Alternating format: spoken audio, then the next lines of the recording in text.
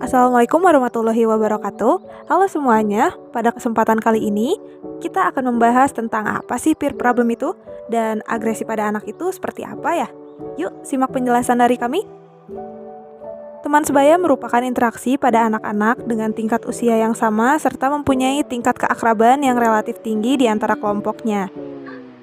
Teman sebaya juga dapat didefinisikan sebagai kelompok sosial yang terdiri dari orang-orang dengan usia, pendidikan, atau status sosial yang serupa. Nah, biasanya di dalam pertemanan terdapat permasalahan dengan teman sebaya atau yang dikenal dengan istilah peer problem. Peer problem ini merupakan masalah yang terjadi pada pertemanan, sahabat, dan kawan sejawat.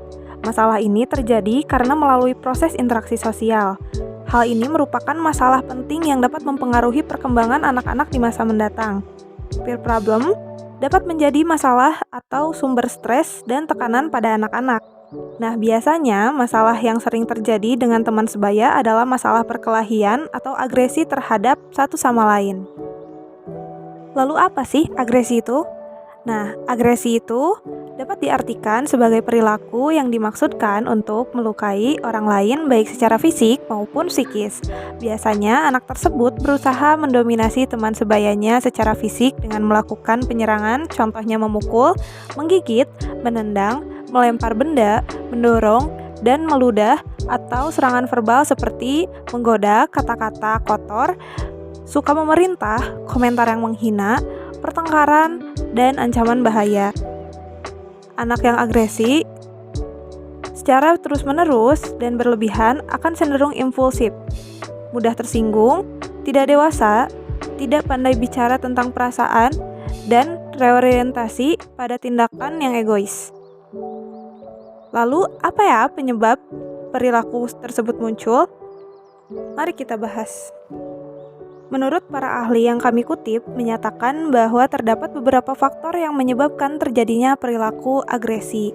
Di antaranya yaitu, yang pertama, ada peran belajar model kekerasan.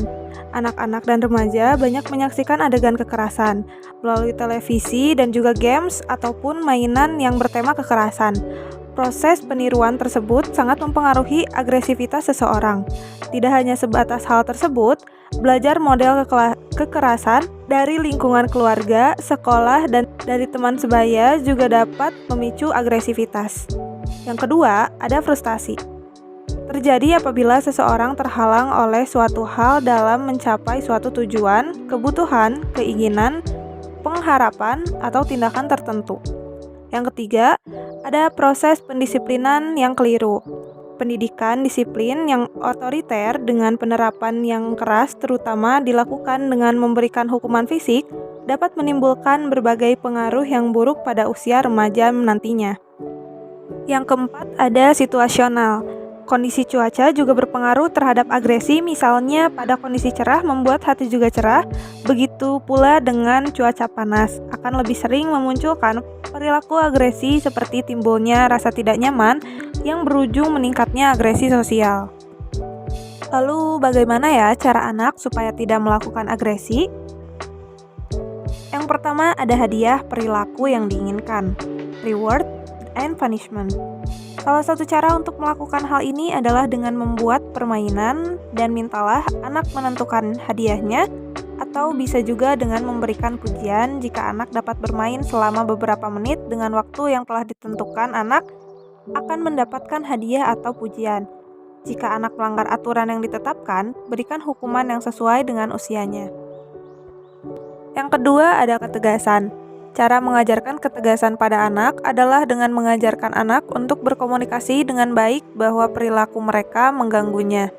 Hal ini dilakukan untuk memberitahu mereka tanpa menyakiti perasaan atau memicu pertengkaran.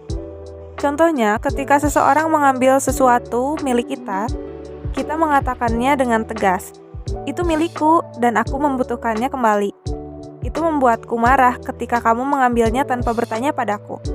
Kemudian, ada contoh selanjutnya ketika anak sedang menonton TV lalu terdapat teman yang secara tiba-tiba mengganti saluran. Ajarkan anak untuk berkata, "Aku tidak suka kalau kamu melakukan itu, aku sedang menonton." Kemudian yang ketiga, ada kembangkan penilaian sosial. Di sini, ajari anak bahwa ia mempunyai tanggung jawab terlebih dahulu untuk mempertimbangkan alasan, alternatif, konsekuensi, dan perasaan orang lain ketika dia ingin melakukan tindakan agresif dan mengambil keputusan yang tepat. Kemudian, yang kelima, disiplin dan tegas. Agresivitas yang berlebihan bisa jadi merupakan respon terhadap sikap permisif orang tua. Tidak memberikan teguran dan ketegasan jika anak berperilaku buruk. Bersikap tegas berarti memperjelas kepada anak bahwa tindakan agresif tertentu tidak dapat diterima dan tidak dapat ditoleransi seperti memukul dan menggoda tanpa alasan. Perjelas dengan jelas bahwa kita tidak setuju dengan tindakan tersebut dan jelaskan alasannya. Kita sebagai orang tua jangan mengabaikan perilaku yang muncul atau memaafkannya dengan mengatakan dia laki-laki, dia membela dirinya sendiri, atau dia hanya anak kecil. Hal tersebut dapat memperkuat perilaku anak. Yang selanjutnya, ada hindari sikap dan praktik pengasuhan anak yang salah. Penelitian menunjukkan bahwa kombinasi dan lemahnya disiplin, sikap permusuhan yang dilakukan orang tua dapat menghasilkan anak yang sangat agresif dan kurang terkontrol. Orang tua yang lemah atau terlalu permisif adalah orang tua yang mengalah pada anak, menuruti tuntutannya, memanjakan, memberikan banyak kebebasan, tunduk kepadanya, atau mengabaikannya. Lalu, ada menyediakan outlet fisik dan alternatif lainnya. Penting bagi anak untuk membuat kesempatan melakukan latihan fisik dan bergerak. Berolahraga di luar ruangan dapat membantu untuk menghilangkan ketegangan dan menambah energi. Kemudian ada aspek lain dari penilaian sosial yang baik adalah menghormati hak orang lain dan beda dari mereka. Karena pertengkaran anak-anak sering menyangkut harta, hak, dan benda, seperti satu anak mengambil mainan anak lain, kemudian anak-anak perlu belajar membedakan antara milikku dan milikmu. Maka, sejak usia dini, ajarkanlah anak kita menghormati hak orang lain untuk memiliki properti. Sekolah juga dapat melibatkan orang tua sebagai partner dalam berbagai aktivitas.